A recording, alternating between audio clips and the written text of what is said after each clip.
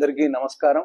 పంచాయతీరాజ్ శాఖలో పనుల జాతర అని చెప్పి కొత్త ప్రహసనానికి రాష్ట్ర ప్రభుత్వం, అందున పంచాయతీరాజ్ శాఖ మంత్రివర్యులు సీతక్క గారు తెరలేపినరు. 2200 కోట్ల రూపాయలతోటి పనుల జాతర అని చెప్తున్నారు. అసలు గ్రామ పంచాయతీల పరిస్థితి చూస్తా ఉంటే చాలా దారుణంగా తయారైంది. కనీసం బ్లీచింగ్ పౌడర్ కొనే పరిస్థితి లేదు. గత 18-19 నెలలుగా జీపీలకు ₹1 నిధులు ఇచ్చిన పాపాన పోలేదు రాష్ట్ర ప్రభుత్వం. కనీసం పారిశుద్ధ్య కార్మికులకు జీతాలు చెల్లించలేని పరిస్థితులు జీపీలు ఉన్నాయి. ఇటువంటి పరిస్థితుల్లో పనుల జాతర అని చెప్పి ఒక డ్రామా ఆడే బదులు అసలు గ్రామ పంచాయతీలకు మౌలిక సదుపాయాల కోసం మీరు ఏ మాత్రం కృషి చేస్తున్నారో తెలియజేయవలసిందిగా నేను మంత్రి గారిని కోరుతున్నా. ఈ స్థానిక సంస్థల ఎన్నికలను దృష్టిలో పెట్టుకొని ఈ డ్రామా ఆడుతున్నట్టు సుస్పష్టంగా తెలుస్తోంది.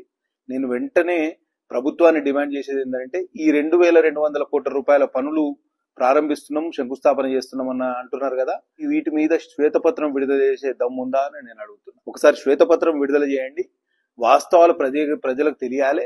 మీరు కేవలం పత్రికల్లో వార్తల కోసం తాతాలాడుతున్నారు తప్పించి, సీతక్క గారు నిజంగా ఉమ్మడి ఆదిలాబాద్ జిల్లాలో ఒక్క గ్రామానికైనా మీరు వచ్చి అక్కడ ఎటువంటి పరిస్థితుల్లో పరిశీలించే అవకాశం ఉన్నదా?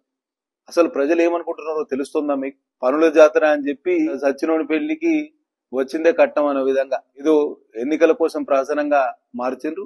ఈ విధానాన్ని భారతీయ జనతా పార్టీ శాసనసభ పక్షం తరఫున ఖండిస్తున్నాం. మీరు నిజమిత్తంగా ఈ పనులకు ఇన్ని డబ్బులు ఇచ్చినామని శ్వేతపత్రం విడుదల చేస్తే బాగుంటుందని నా అభిప్రాయం. జై హింద్.